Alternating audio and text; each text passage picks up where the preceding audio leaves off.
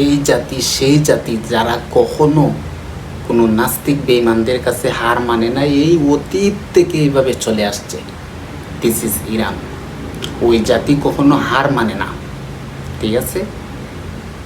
এই জাতিকে বই দেখিয়ে কেউ আজ পর্যন্ত হার মানাতে পারে নাই। এটা আবার অপমান হলো।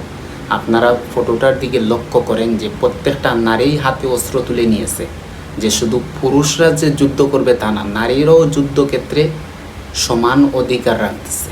আলহামদুলিল্লাহ, এটাই হচ্ছে ইরানের শক্তি। ইরানের সরকার বলে নাই যে হে প্রত্যেকটা নাগরিককে তোমরা আসো যুদ্ধ করো।